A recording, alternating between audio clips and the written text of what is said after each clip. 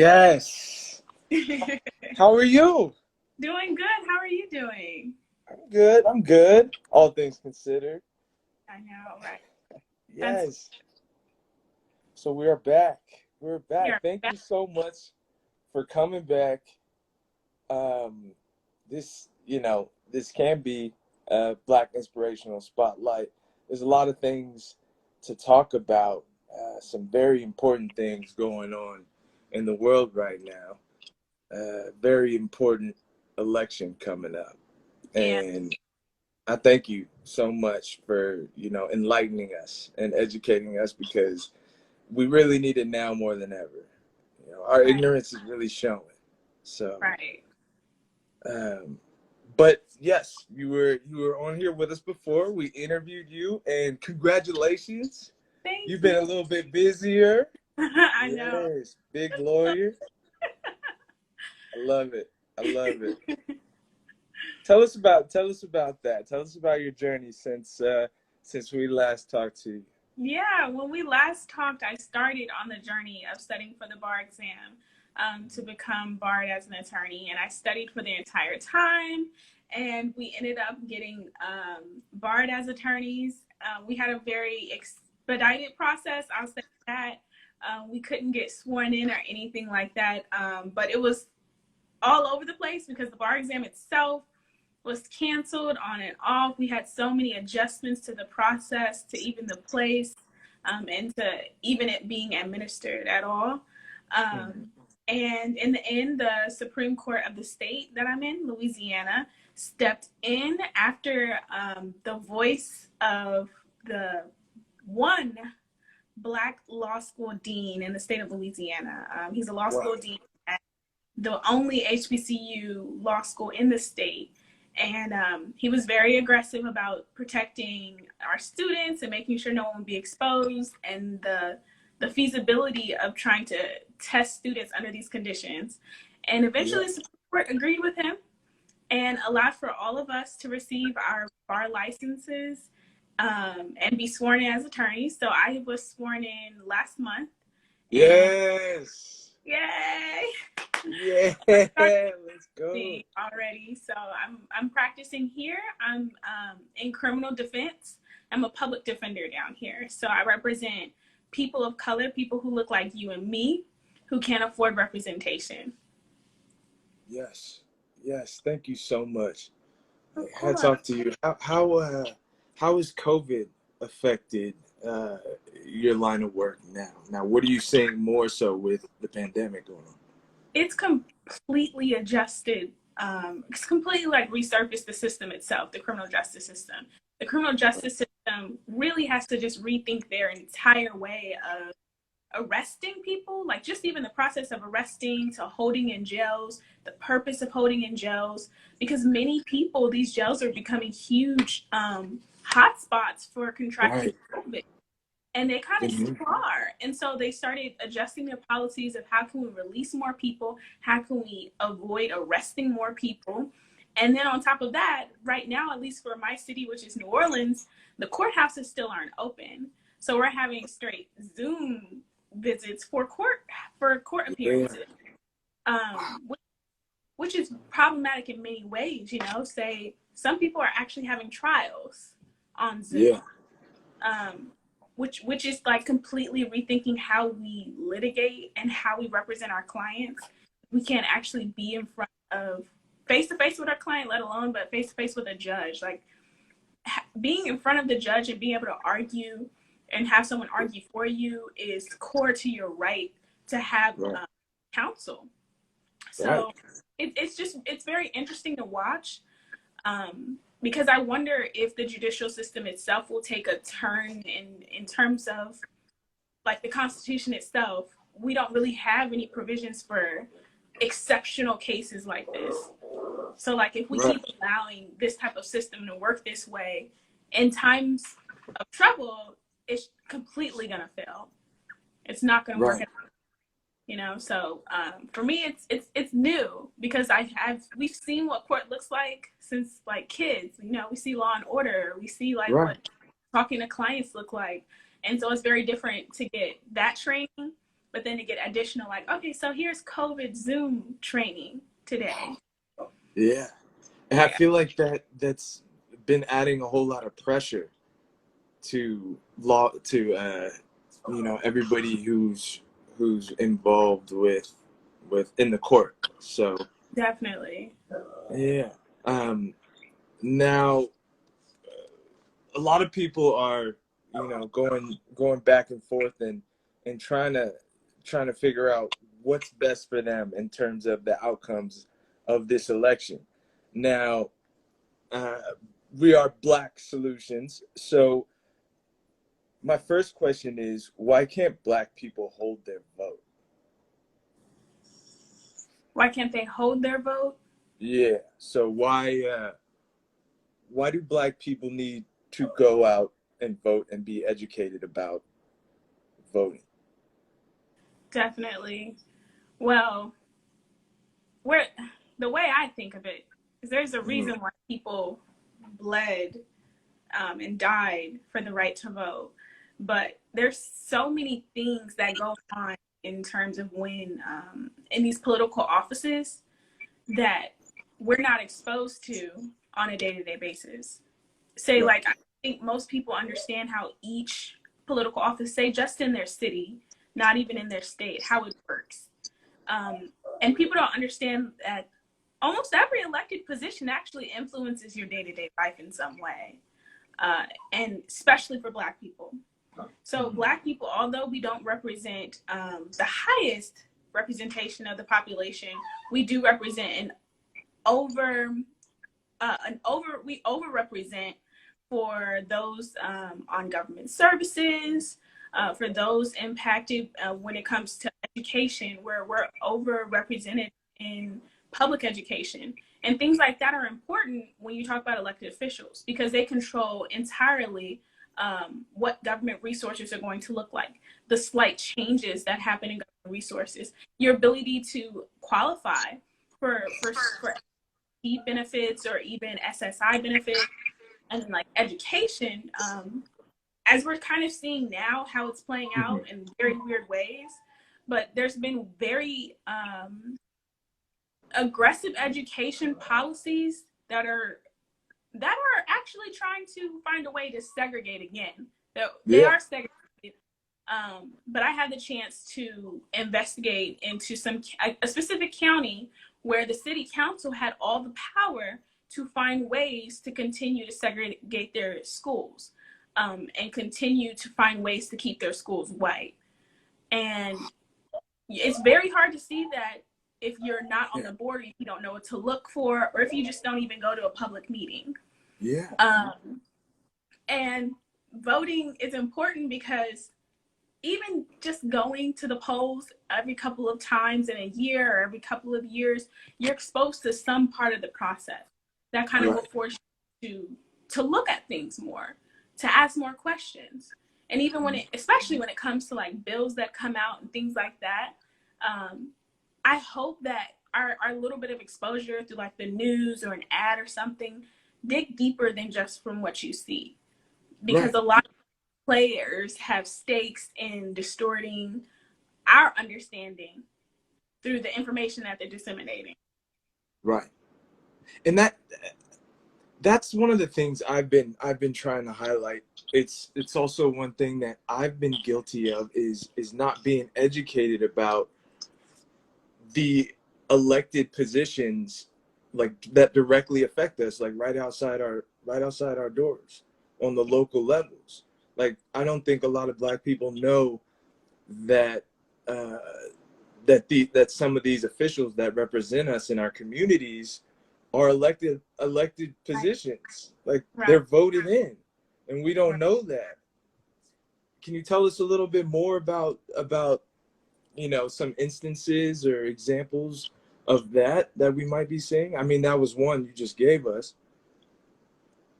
Well, I think the most relevant is when we think about the criminal justice system. We think of it as Right. something so big, but it's really regulated on a state level and then a district level and a county Mm-hmm. level.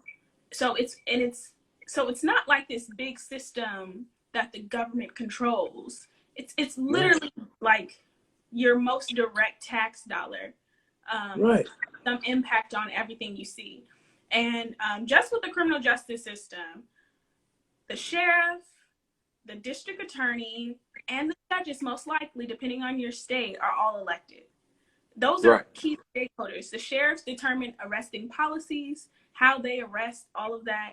The DA determines whether or not they're going to bring charges or drop the charges. Are they going to allow for diversion programs? All of that. And then the judge determines your sentence.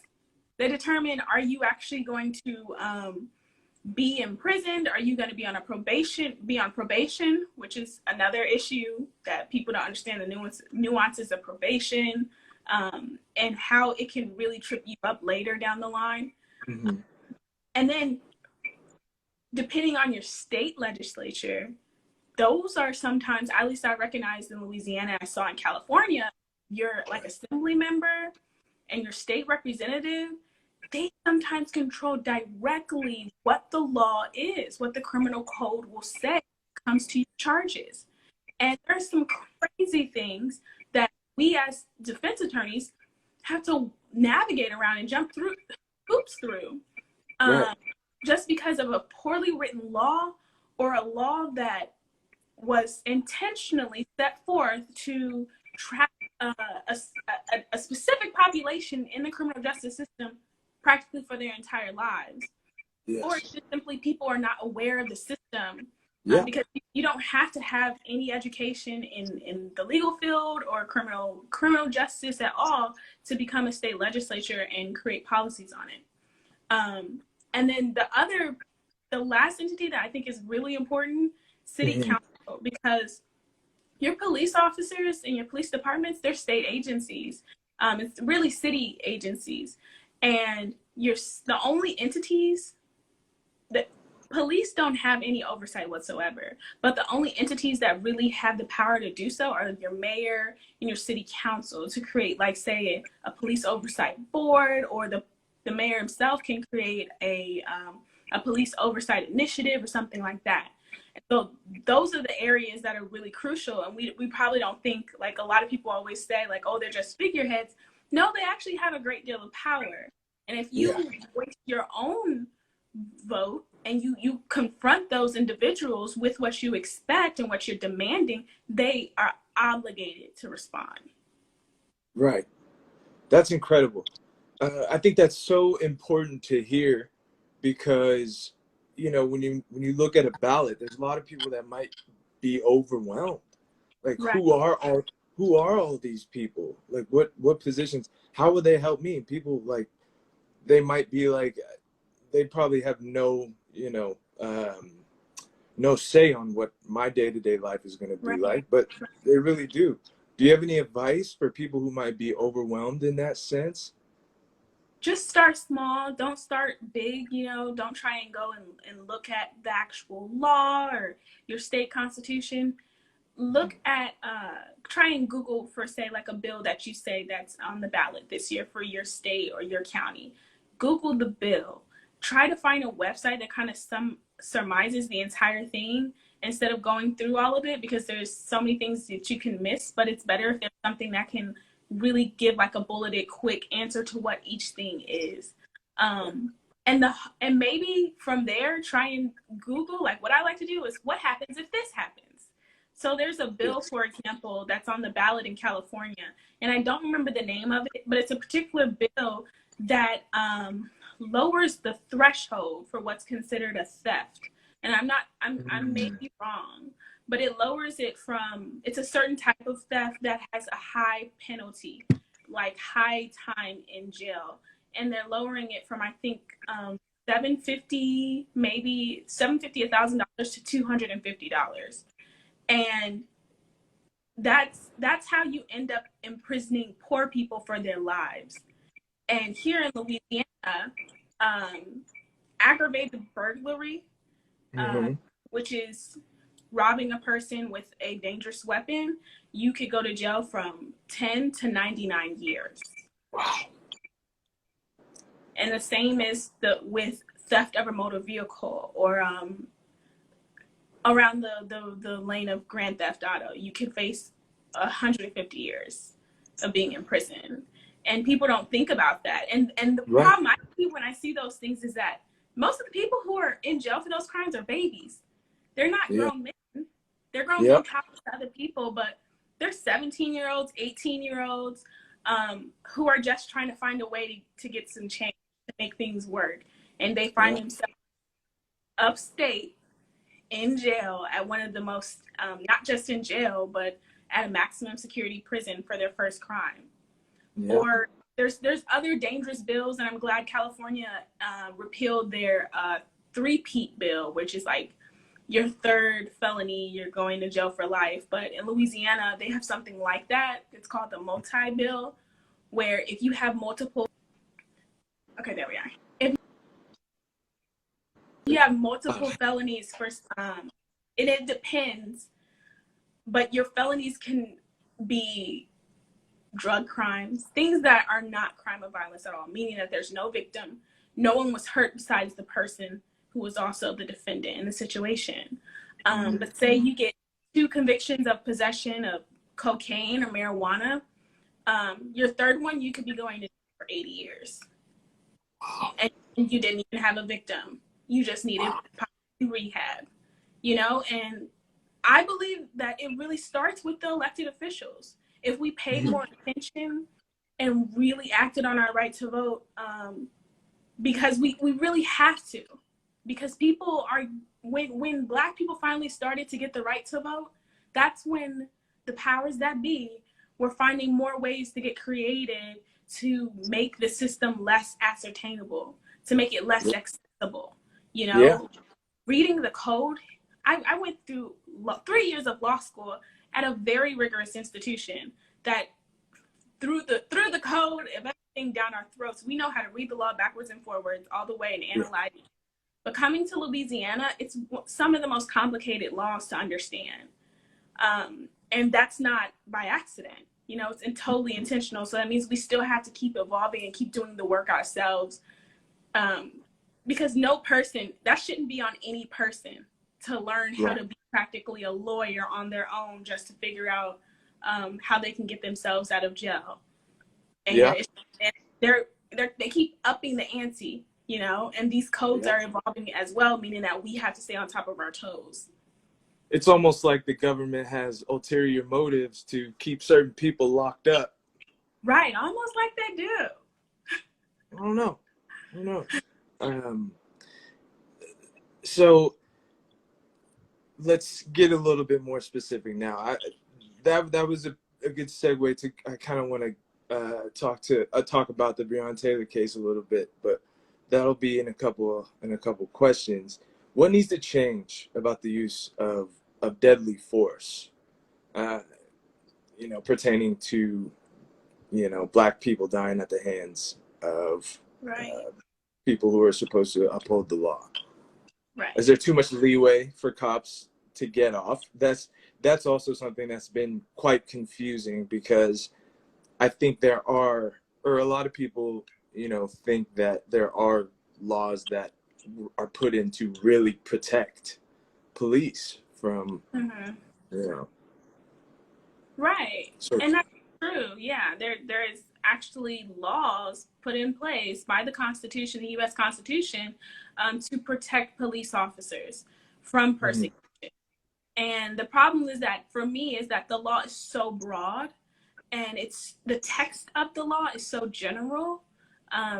So it really pertains to, when it comes to them using deadly force and whether or not to persecute them, and whether or not the DA can institute charges, it's dependent upon, they have immunity, and it depends on whether or not there was a threat, a reasonable threat.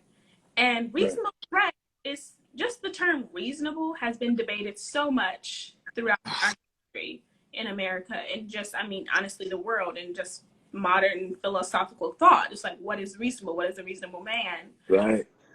And to allow a law enforcement agency to find their way to determine what's reasonable, it's problematic. It's quite ambiguous. Right.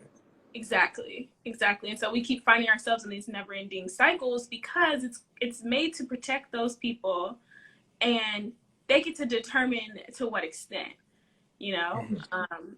And that comes back again to having some type of check around the institution of police itself. But I don't think there's any room or need for deadly force of a police officer to Mhm. ever with deadly force. Other societies have been able to do it very well, where their police officers don't even carry weapons, but we're coming in with these people and arming them like they're going into war, and we're not preparing them on how to deal with people, how to work with people. It's a Right. recipe for disaster that's going to keep exploding. And I think it's a perfectly designed system to maintain uh, one group of people or multiple groups of people under subjection. And for that reason, there will never be any use of this that entity. For me, I don't think we can ever have a functional society with the police system that we have in America. So I've been very much for the abolition of the police department for a very long time now, but it's interesting to see how like now the mindset and the narrative as a whole around the Black community, like people Mhm. are much more accepting of that. So, in turn, how can voting help the outcomes like the Breonna Taylor case? Definitely. Well, attorney general is an elected position, and Yes, say that louder. it's an Louder. elected position.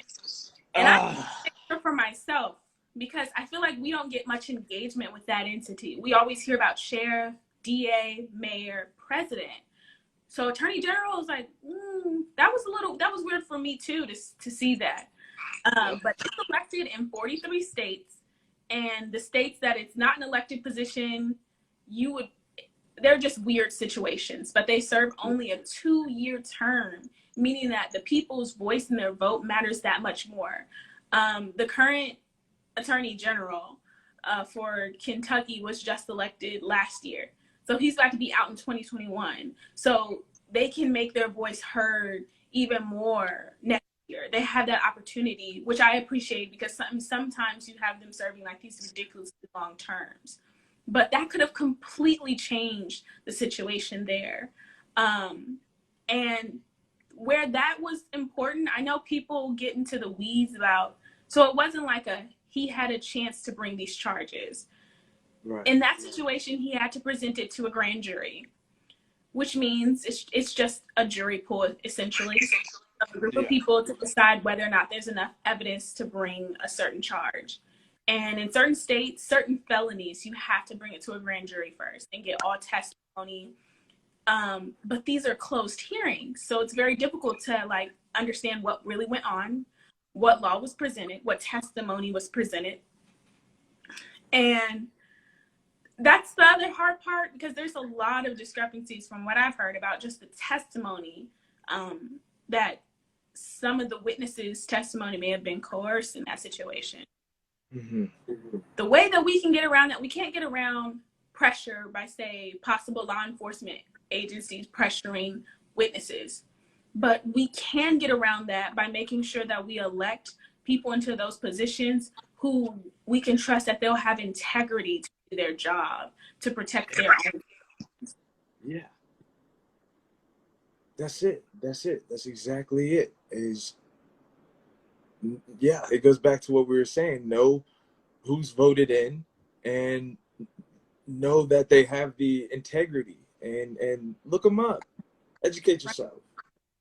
And that's so right. important. And that's so important as we've seen with the Breonna Taylor case, which were you surprised at the outcome? What were your thoughts going in and coming out of that case from a lawyer standpoint? The facts in the Breonna Taylor case are, to me, as a person, they're plain as day. As a lawyer, Mm-hmm. they're very murky. They're a little murky. They're murky because there's so many factors that can be heavily influenced. Like so Mm-hmm. many things aren't constant. just the testimony. So we have, it seems like there's neighbors who were there, and the only other witnesses were the suspect they were looking for, which was Breonna Taylor's boyfriend, and then the officers themselves. And so and the way I'm going to think about it already, and what seems to be a conservative area, I'm counting the witnesses to go along with whatever the police say. So it's like 5 against 1 already in my mind. Yeah. The cops are going to find a way for their testimony to align. And somehow, some way, the witness's testimony is going to find a way to walk around. But I just noticed that, like, the attorney general had so much pressure on him by Trump, and he's very young. He hasn't had a chance to really establish himself and establish like what he wants to do and have his own will. And it looks like he's really just gunning for a certain political reputation. So I personally, especially after I remember the news about Breonna Taylor's family attorneys meeting with the attorney general, and they came out saying, we expect charges to be brought and justice to be served. I didn't believe it. I really didn't, especially with the delay that happened before they brought forth the charges. But the charges that they did bring forward were so disrespectful. So disrespectful. Because a charge like that, I think it's called wanton endangerment. And that word is so foreign because it's archaic. And there's very few charges still that use that term. And it's very difficult to be found guilty of a wanton something, because it's almost like negligence, kind of. Like, it's like purposeful negligence, or like a dangerous disregard for care, something like that. But it's almost like with a hint of intentionality with it, because you're careless. And it's like that's such a weird little charge. It's hard to find something that fits into it. So they usually, like, DAs love to overcharge. And so that's what frustrates the most, is that, like, you have these poor clients in jails, like, they're getting overcharged up the alley for craziness. But in these situations where it's someone in power who should certainly be checked, they're finding the smallest crumb to hold them accountable. And I just always think that in these situations where we have to rely back on the system to get ourselves justice, that is going to work. And it just kind of goes back to me, to the Assata Shakur. She has a chant, but she also speaks about the fact of, like, that we can't rely upon the system to free us. We have to free ourselves. We have to fight for ourselves. And that's where I think voting comes in. Like, that's our way, that's our power, and making our voice clear through our vote. Because we can't rely on the system. We just can't. Right. And that's why I asked you about the specifics of that case, because there are so many little things about it that are very specific that should make people worried, upset, feel so many different uneasy things. I mean, obviously the overall case was just extremely tragic itself, but these little things that led to the outcome of a case, and the things that led to the murder, like, we should be able to, hone in on a lot of those, because we don't want any of this to happen again. Right. So I don't want to beat a dead horse, but what are those, if you were to list some of those little red flags where people might feel like they should be bringing up when it's time to vote, or people should be, paying attention to, like, will the next person in power, what are they going to do about these little things throughout that case and what was going on? You know what I mean? Yeah. Personally, I think our red flags of when there's too much power is when things kind of get quiet. For example, after the 50s and the 60s of the civil rights movement, and after Dr. Martin Luther King was assassinated in 68, we had all these riots, these very intense riots. And then it kind of went silent. Yeah. And the 70s were the time where the criminal justice system really had so much blood pumped into its veins. That's where it was really like carved up entirely. Like what we see now, that's really where that was its baby. But Right. it was pumped up like so quickly with so many resources. But nobody was looking that way. Nobody was thinking about it. And almost overnight, it was like our civil rights activists, they weren't on the Yeah. streets anymore fighting and protesting. They were in jail. Yeah. And they were carving out these laws against protesting. And that's another thing we could talk about, but that's like a whole nother topic about. Oh, I want to. Let's. I know, like the level of sentencing you can get, because peaceful protest is such a very narrow. It's like threading a thread into the eye of a needle to get into the area of peaceful protesting. And the moment you toe that line, you can face years in jail. Yeah. And that's how we've seen so many, and it's so, Or death, as we've seen. or dead. And the law itself is so vague. And who's the one who's acting on the law and arresting all these people? It's the police. So they get to determine how you violate it. Who's the main eyewitness and testimony coming from? The police. And just that process, I think we don't understand, because we hear about the Black Panthers who were jailed and who have been in jail for 50 years. And I think we like pass it over as if we internalize those images that they're violent. But the truth is that Black Panthers never initiated any level of violence. They carried a gun for protection, as for self-defense, and that's the only time they've ever used the guns. And each time they used guns were actually warranted self-defense. And the time that they were arrested had the level of charges were completely baseless. And I had a chance to meet many, and I've kind of looked at different cases of those Black Panthers who were jailed and eventually released. And it scared me. It scared me, and still scares me to this day. And I see the stories already coming out from just the protests over the past couple of months about like kids in college who are getting arrested with crazy charges, like being overcharged.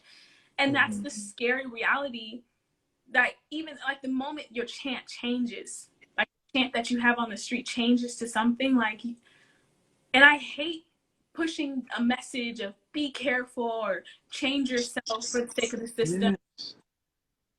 But it's so difficult, because I feel like we're the only people that have to do that, where we have to always like administer how we function in the world as a means of safety, of pure safety.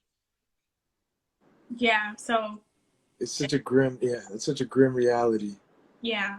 So I would just be mindful, because we had, just like the 70s were quiet and it was just fun, it seemed like everybody was partying, like the 60s and the 50s didn't happen, and then everything else before that didn't happen.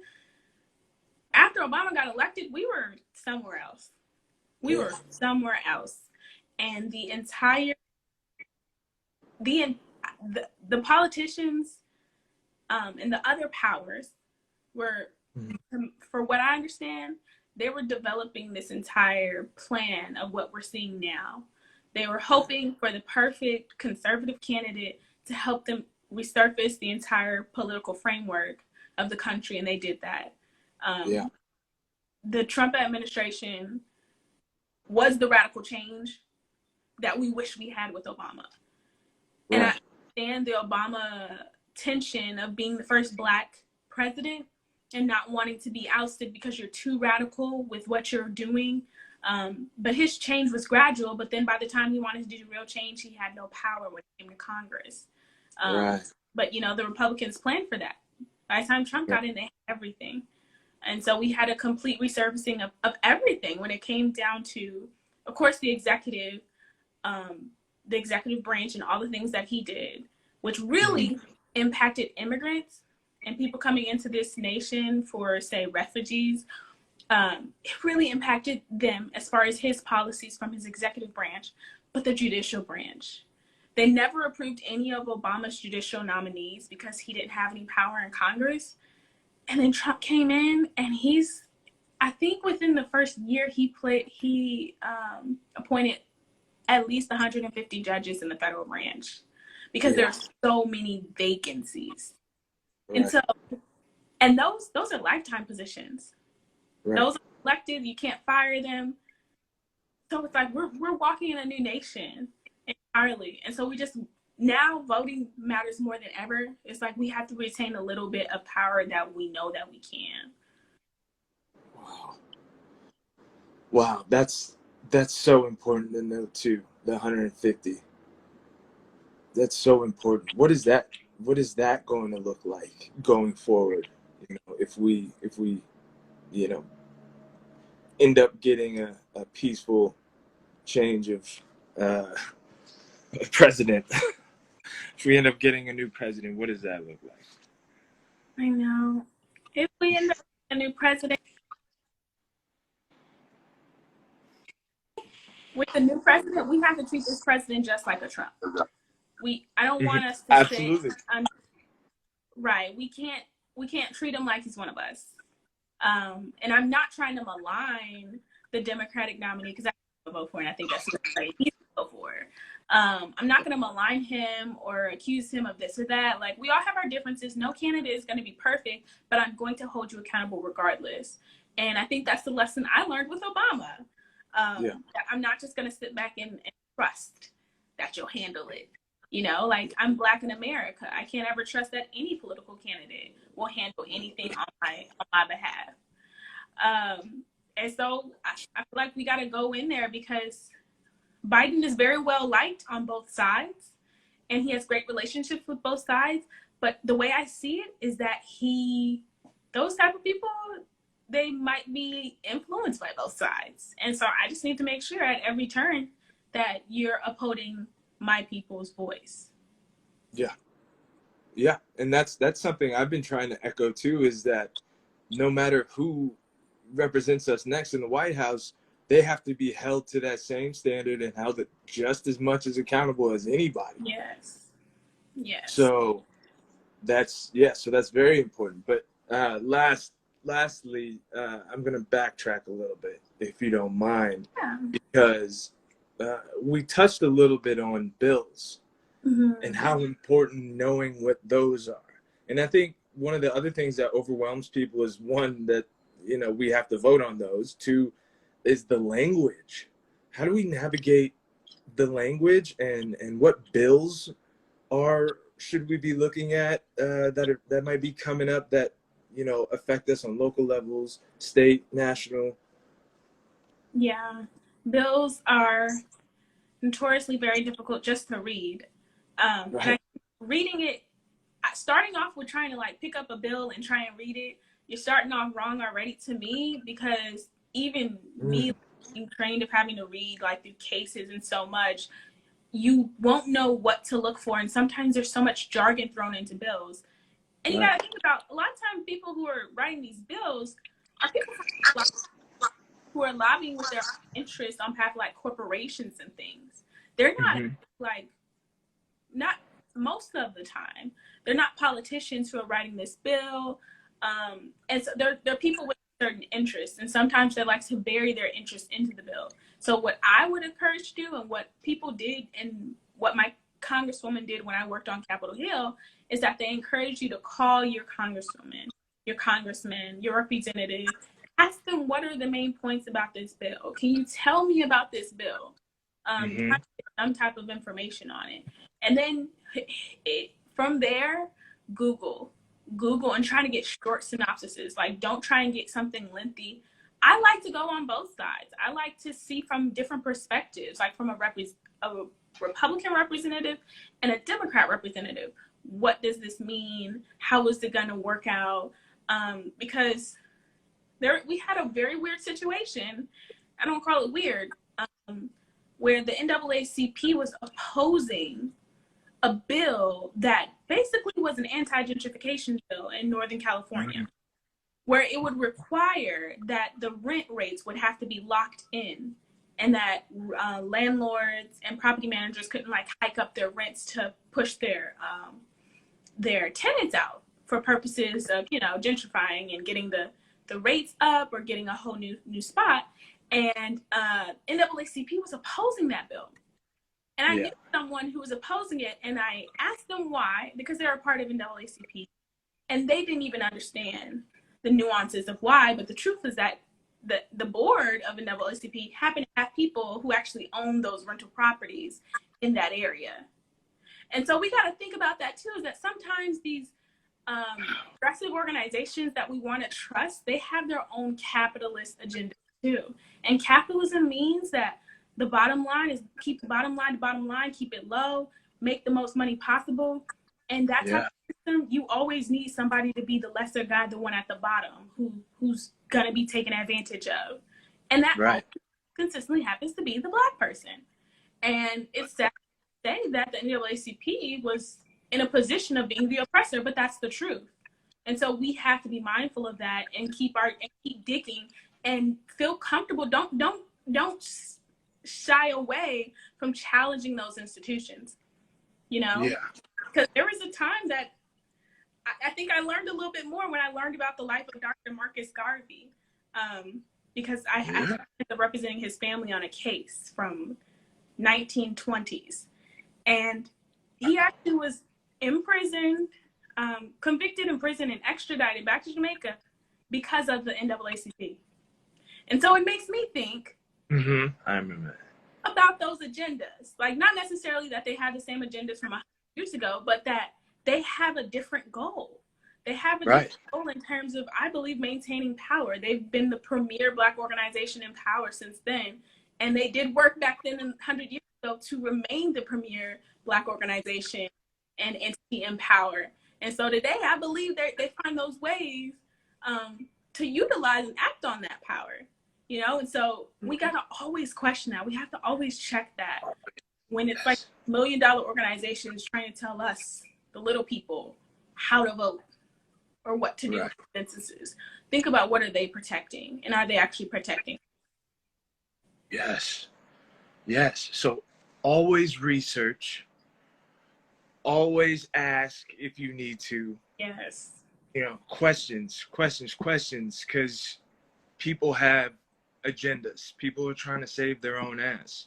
Yeah, excuse my French, but that's, wow, that's amazing. Wow, such gems. Thank you so much.